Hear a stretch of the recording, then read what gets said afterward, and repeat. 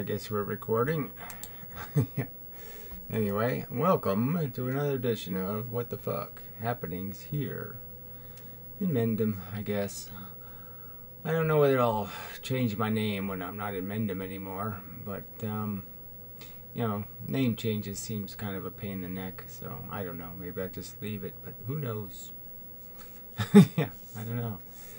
I don't really have a preference, I guess. So anyway, not really subject to the video. Metaphysics, I just popped the word in there just to see what would happen. Conversations with human beings about something more realistic in terms of an understanding of what we're doing here. What's it all about?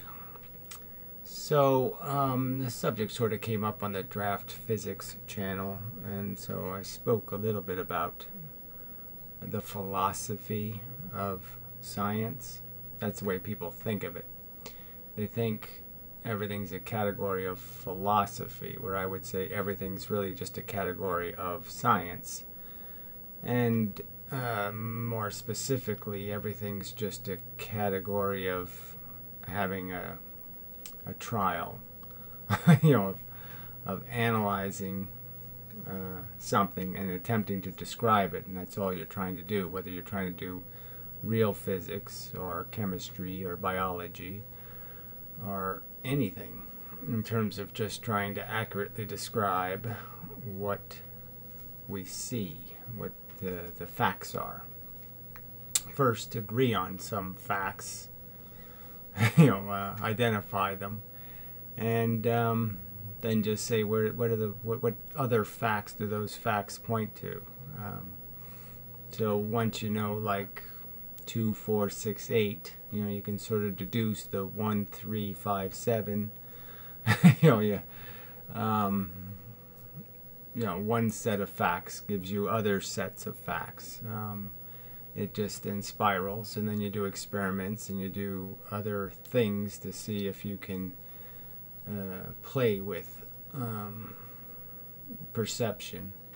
So I've sort of described it. I think it's a decent enough analogy that very much like watching a video or seeing a screen, there's a certain amount of information, a certain number of little dots of light, and we come into the world looking at a screen, and when you're very young, you don't have much to compare anything to, so you can't make too many comparisons, you can't do too much pattern recognition, but you start to do that. You start to recognize a pattern, an association. Certain things end up being uncomfortable or painful, and certain things are pleasurable.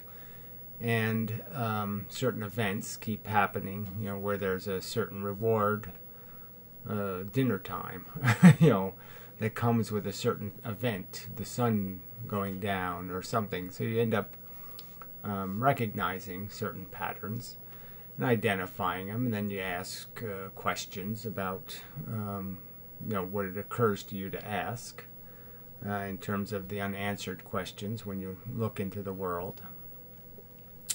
And as I've sort of argued, much of the problem with human intelligence is the stupidity of the people who are raising children. I mean, they're Borgies, they're people who are doing something so typical, and usually for typical reasons. Little ego games, keep up with the Joneses, everybody else is doing it. It's just silly notions of what they've been trained to do based on television, and everything sends these messages, this is what you must do, and they do it, and then but they haven't thought about the fact that they're raising a human being, and they pretty much do what everybody else does, which is just lie to their kids about what reality is, and tell them fairy stories about Santa Clauses and Easter rabbits, and try to soften all the edges of what is really just a meat grinder, where lots of there's lots of danger and threats, and they try to pretend they don't exist. And they certainly don't spell it out to their kids about what the harsh realities are, about how fickle and fake our devotion and our love is, and how people are just sort of full of shit, and they say they love you, but they don't really love you. They're just manipulating you or using you or exploiting you, or whatever word you want to use, and it's just all kind of crass, and that basically humans are just selfish organisms constantly with their little gears turning, trying to figure out how to gain an advantage. And it's really just quite a horrible, ugly thing. Then the context of the deeper questions that there really shouldn't even be any debate about. See, all this metaphysics stuff just disappears if you're at all rational and you accept evolution. Then you know there's none of this mush, none of this whatever this shit is, this sparky, purposey, magic-y stuff going on. We're just machines designed to exploit an environment to defeat the other machines that have a subtle chromosomal difference than we have, and nothing else. That's our origin. There's no magical purpose. We could be great white sharks. We could have been tyrannosauruses. Lots of organisms could have developed intelligence, the capacity to do vocabulary and store information and have slow maturation and become the organism we became. And they would have had the obvious problem to deal with, which would have been their ugly purpose. Their natural purpose would be so obvious that telling these fables, about our spiritual purpose, if we were crocodiles, I don't think crocodiles would be doing metaphysics, because they would know their biology is so rudimentary in its function, that they would know there's nothing magical about it. It's it's just kill shit, eat it, lay eggs, die. That's the game. That's the only game we're playing, but people want to try to make it into something more magical, and it's just fake. It's just a silly lie, and it's just ignorant. It's a denial of evolution, plainly. It's not compatible. Religion and evolution aren't compatible theories, and metaphysics is just religion, just made up, fantasy nonsense, about some greater underlying purpose than a molecule replicating. And again, the evidence is just overwhelming for that being our origin. A simple process, simple machines, and the machines got more and more complicated with time because they were able to, and they were challenged to, in a sense, because only the things that did change and adapt and gain more skills, tools, those are the things that tended to survive. Unless you were already perfect, like a smallpox virus or a crocodile or some other organism that was already so well constructed that it didn't need to do anything because it did the basics so well and was, in a sense, indestructible. It couldn't really lose the war with anything. It's going to win. No matter what you put against it. But that's the design. Those are the durable machines. The ones that are simple, that keep it simple, stupid, and accomplish the task, which is be be able to go without food for quite a while, tolerate losing a limb here or there, you know, and march on to lay your eggs successfully. So yeah, so like, you know, all this contemplation about any kind of other purpose than what we've been tooled to be, and you know, here we are with this kind of, we have this capacity to see so much more, and people see all this fake stuff. They're using their capacity to recognize patterns and to see complexity in things, see deeper than just it's green or it's blue or it's pink. We can even understand why it appears to be a certain color, why the atoms are absorbing certain other colors, and you know, we can understand all kinds of depth in terms of the mechanism and how it works, how we were constructed. Millions of years of evolution, we can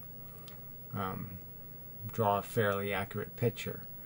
And instead, most people spend their thinking time wasting it on fantasies, just cartoons of reality that have nothing to do with understanding our real place in the universe, the real place on this planet, the real place as part of the process of evolution. We're a fluke. You know, fluke meaning flatfish, meaning a fish that, you know, where its eyeball transferred to the other side of its head. It's an adaptation to the fact that you're more survivable if you could hide better. You know, and that's all our intelligence is a byproduct of. It's not something that is the path for, it's just the path for one particular kind of niche environment, and it's not been really tested by any kind of time at all.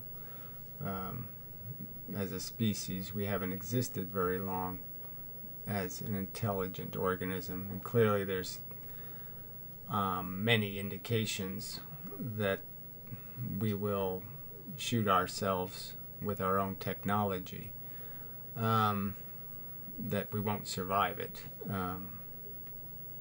even if you're of a phantasmagorical mind, because there's just no practicality to it. There's no need to see deeper to satisfy the functions of being survivable, of defeating your enemies and protecting your territory and laying your stupid eggs. So, but, you know, here we are. We have this extra tool. A tool that obviously evolution didn't give us in little pieces. It wasn't something like evolution was rewarded. It was rewarding intelligence, because it kind of has to give it to you in one big chunk. And the real chunk of it is vocabulary. Once you have vocabulary, then, okay, that's when you can start writing stuff on a rock. You can preserve information. You can store it outside of your brain and pass it on to people very easily. And that's the real power of it. And so it just brings a bunch of to really be intelligent, you need to be educated, you need to go to school, you need to read the books, you need to be exposed to the process of becoming intelligent, you know, gaining all the symbolic knowledge and the knowledge of all the patterns there are to recognize, knowledge of what statistics are and how you acquire them, and you know, all the, you know, how to even do an experiment, all that kind of, all the rules of it, the rules of logic, even all that stuff you have to absorb to really become intelligent, to maximize the function of your brain as a slide rule or as a calculator or as a device that gets right answers. So we didn't, evolution didn't, we didn't go through some intelligence thing where we got a little bit intelligent, little intelligent, little intelligent, little intelligent. There was no progression like that. It was just a huge, whatever, 50,000 years ago or so, a big dump in terms of the change that made it possible for us to start doing the language thing and to acquire enough words to be able to start storing information. And that was the key. And then once you can do that, then everybody can stand on the shoulders of all the others in terms of building on what somebody else figures out. So somebody does the round wheel, and then somebody else does the round axle, and they all, and eventually you're flying in airplanes. So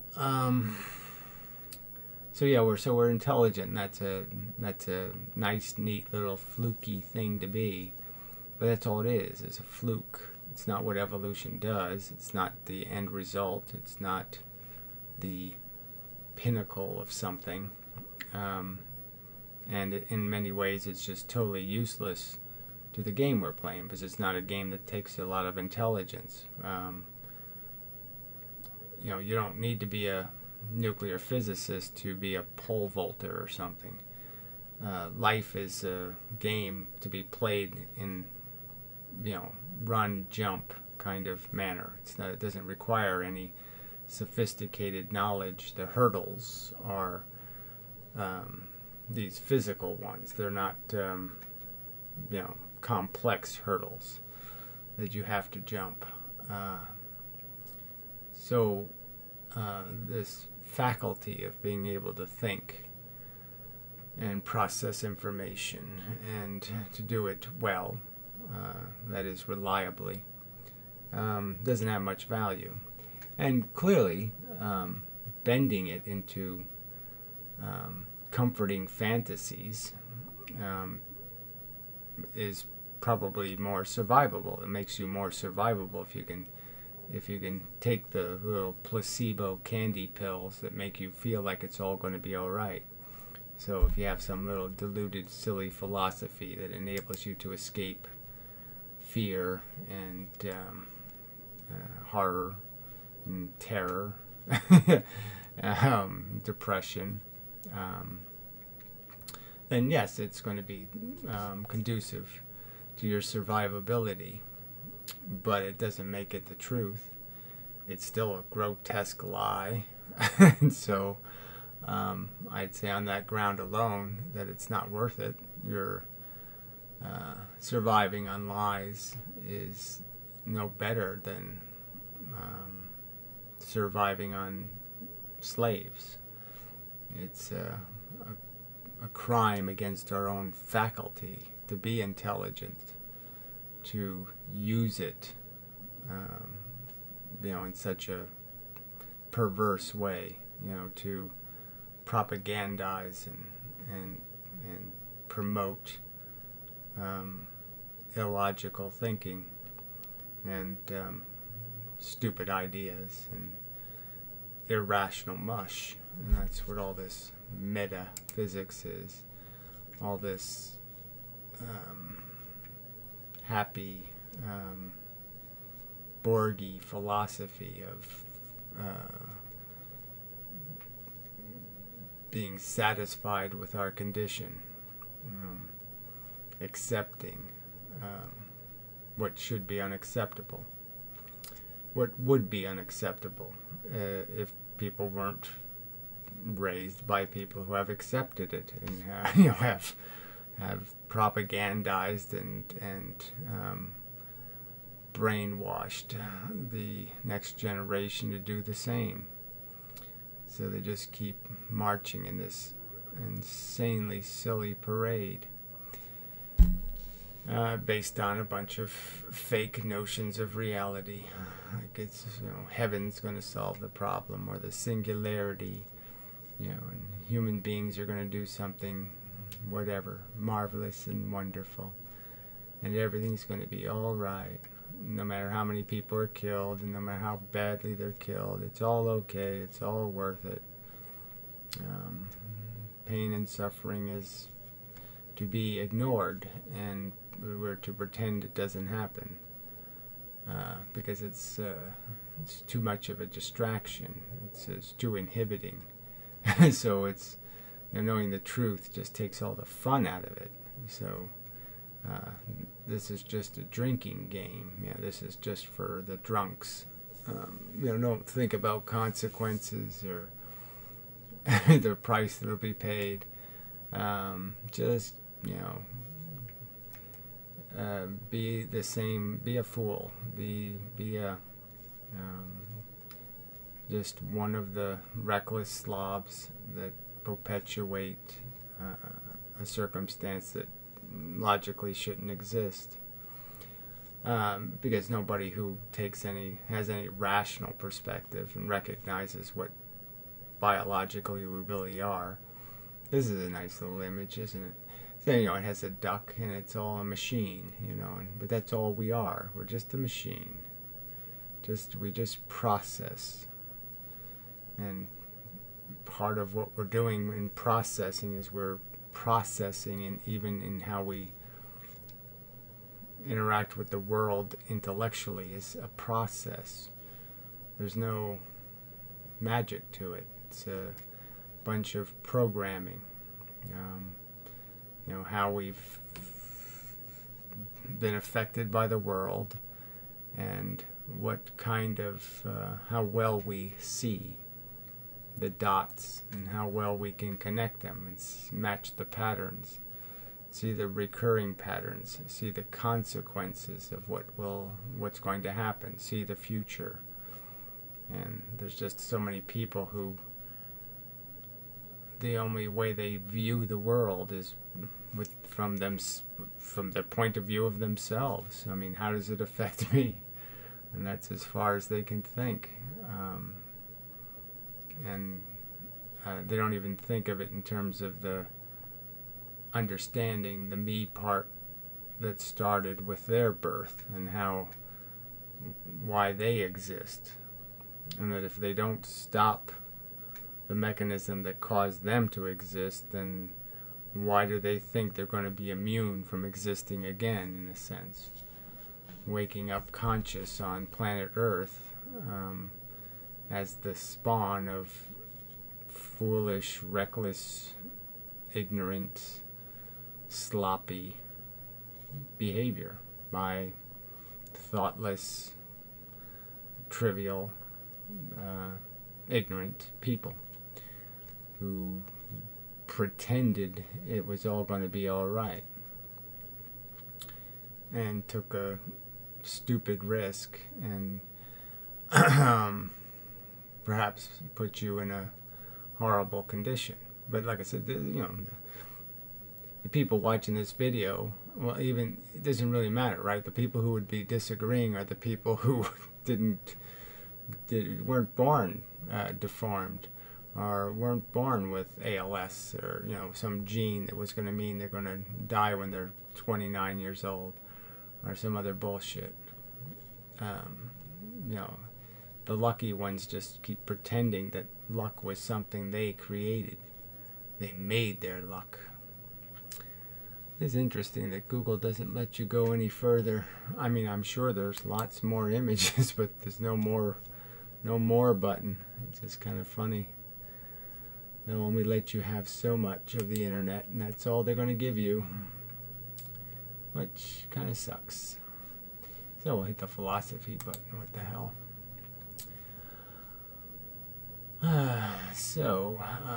Somehow it's metaphysics and philosophy. It doesn't even tell you. It just, I don't know. The images look pretty much the same. I don't know how much I need to say. Might shorter video this week. I got a late start, busy and such. So,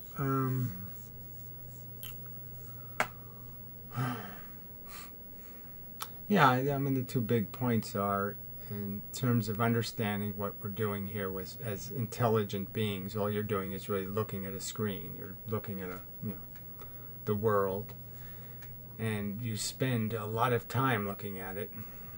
You see it in all kinds of different forms. You see it in movies, and you see it in your life with your family, and then you see it outside in the world and school or business, and you experience all kinds of you experience the reality in all kinds of ways. But all it is essentially a kind of a picture with some information in it. And it's, like I said, all you're really trying to do is recognize the patterns. And much of what people are doing is looking for the pattern that says, rainbow and leprechaun gold. Yeah, I'm not saying they're looking for leprechaun gold, but I'm saying that's just a metaphor for everybody has their little pot of gold that they're looking for. So they're looking for patterns that'll get them what they want. They're looking to recognize how do I play the women? What lines do I use? What kind of way do I do so I can bag me a few? How can I manipulate my boss? How can I set him up to fail so that I can take his place? Or how can I, they're just looking for these patterns to play, like it's a video game, and you're just trying to spot the,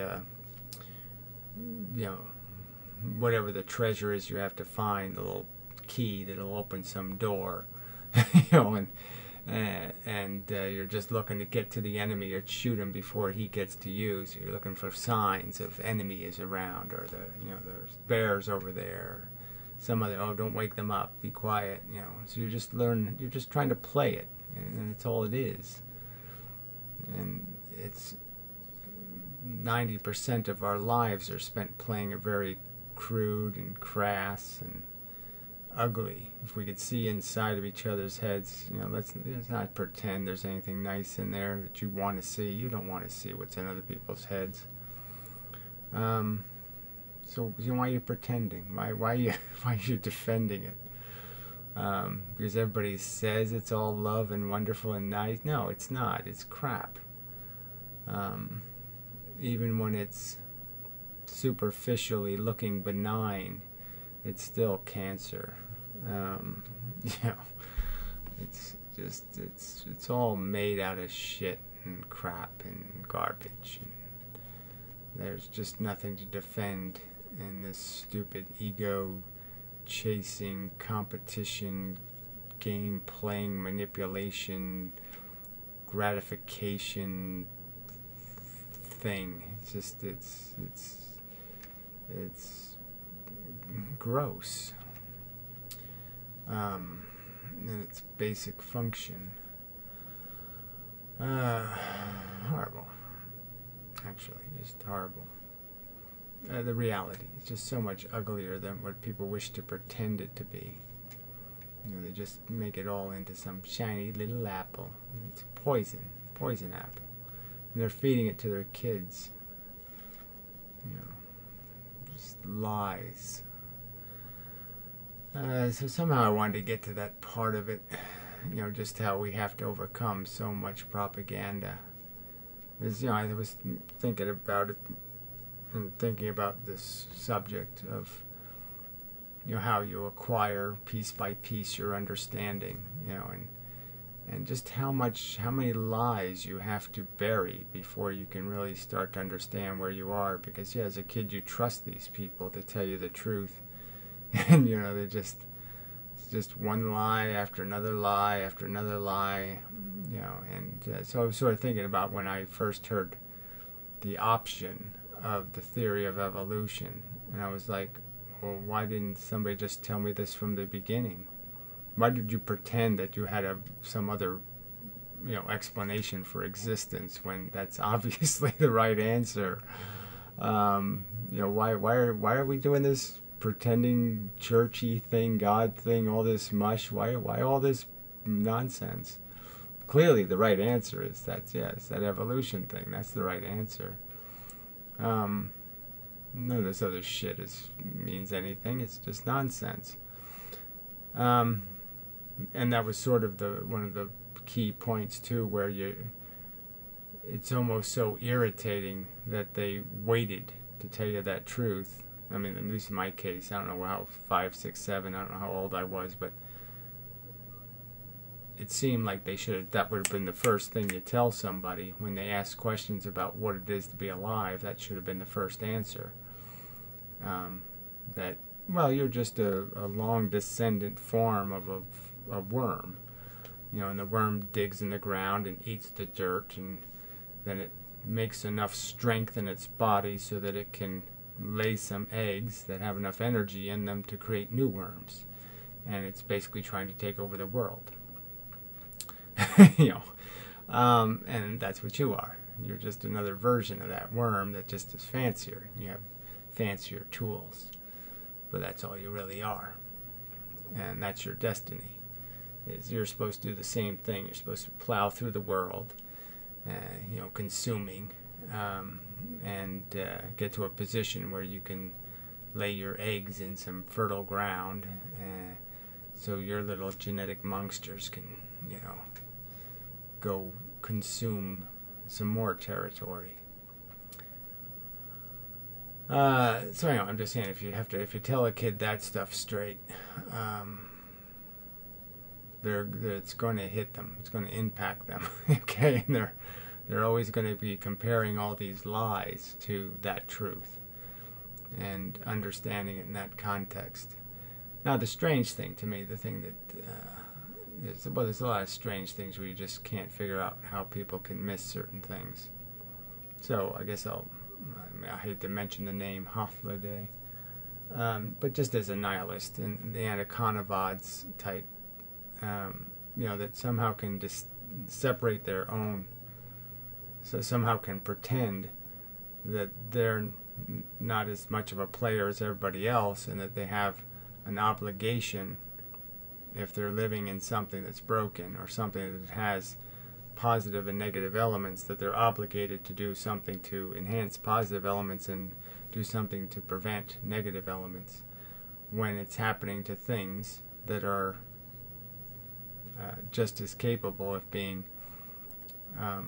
harmed as they are. So once you find out that, oh, I'm not the only one who's conscious, everybody else is, you mean everybody else can be hurt if I pinch them, and everybody else can have a bad day and they can feel bad and be hurt? Oh boy, that sure makes this complicated, doesn't it? And the fact that it doesn't make it complicated for some people is just amazing to me. I mean, how can they miss it? I mean, even if you hate these scummy humans, how can you pretend they're not feeling things that need to be cared for? That it would just be a waste if they suffer unnecessarily. I mean, how could you imagine unnecessary suffering as being anything else but a horrible tragedy?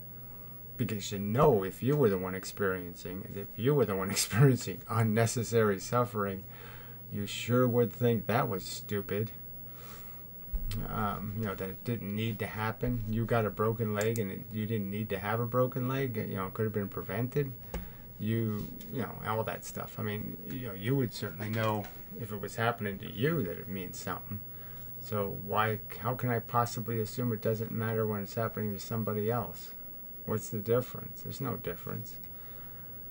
And so that, like I said, if a kid is taught that, if they're exposed to this idea that, no, you're just one of the insignificant players here, and that you have no more value than all the other feeling humans, and that any time you hurt something else, it's like hurting yourself. So if you steal something from somebody else, you stole it from yourself.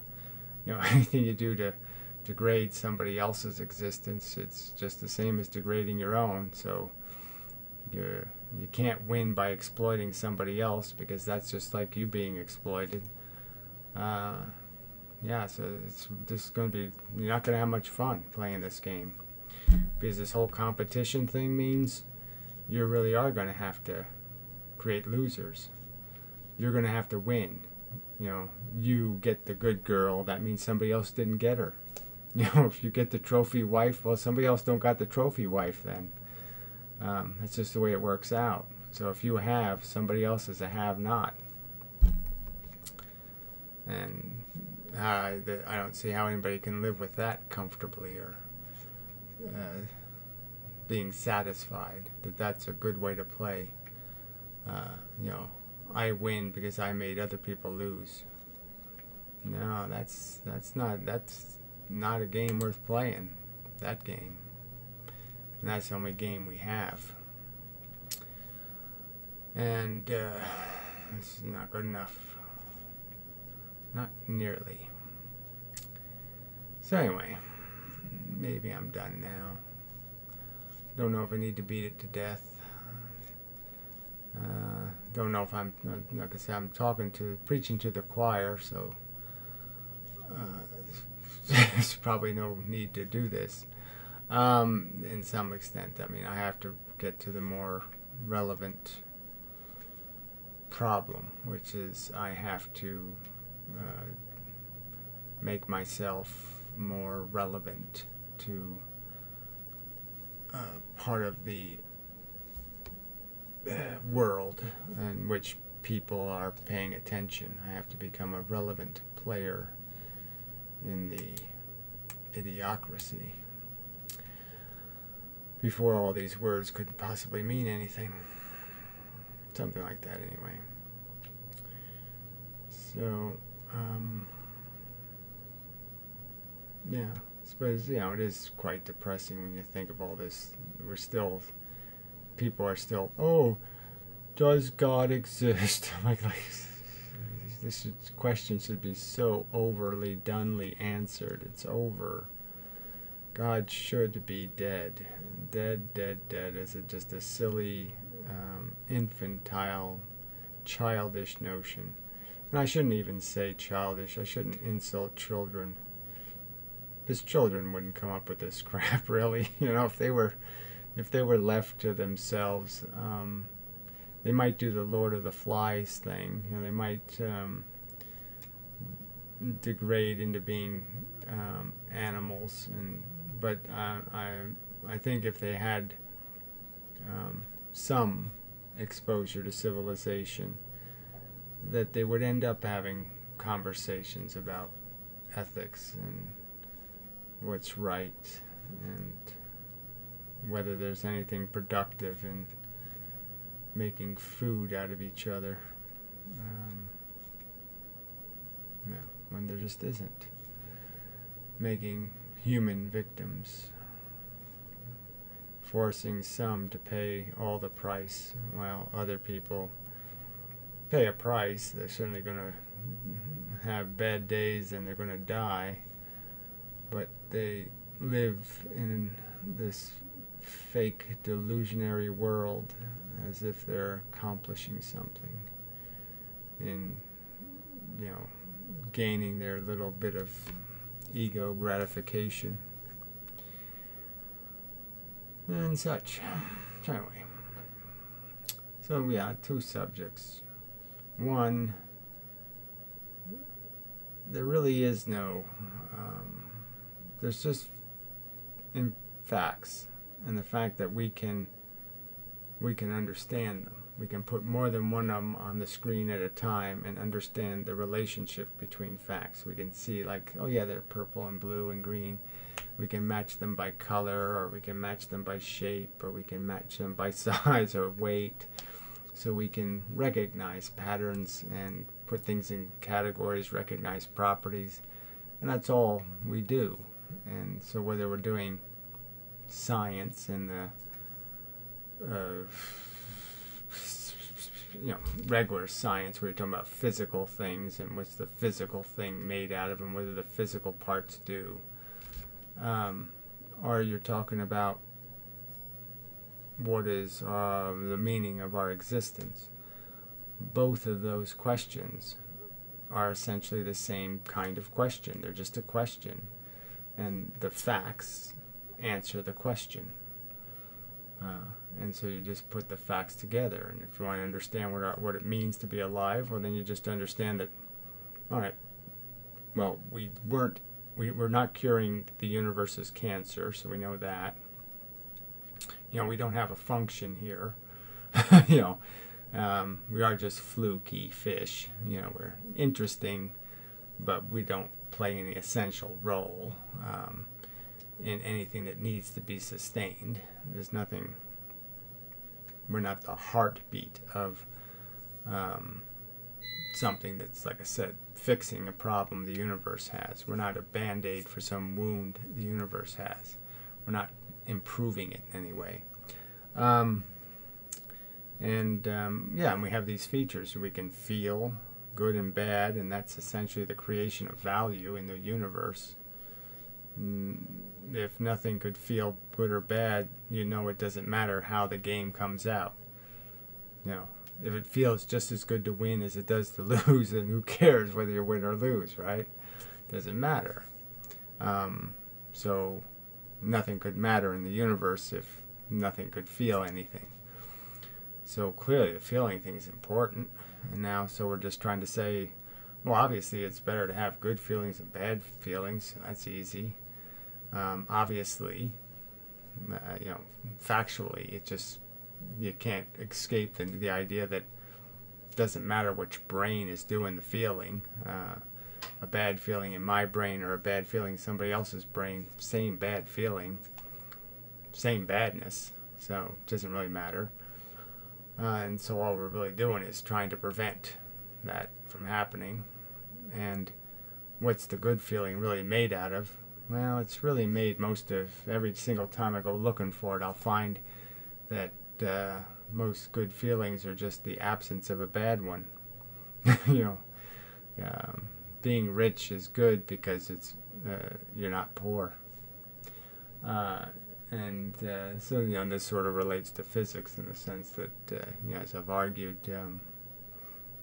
it's a push universe, and it's just, if you look at every pole, you'll find a push.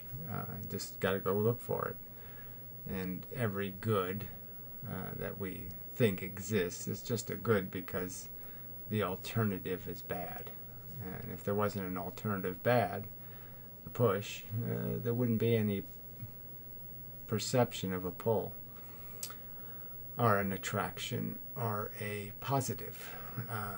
It's just a negative universe. Push, negative, and that's that's the dark, simple truth. And it is simple. It's right there in front of us. The facts are right there to be. Well, yeah, I can put A, B, C, D, E, F, G, put them all together, and it's just not that complicated. You don't need a big giant pile of intelligence to add up the simple rules of the game, to understand that we're built to play a game only an idiot would play, a crocodile, and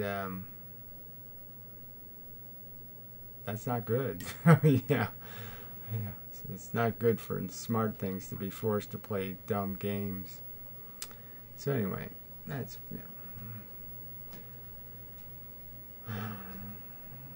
that's probably enough. All right, so till the next time, and try to do some other videos this week. I just just somehow something always gets in my way. So I don't get to it, but I hope to get to it eventually. So, till the next time, and such.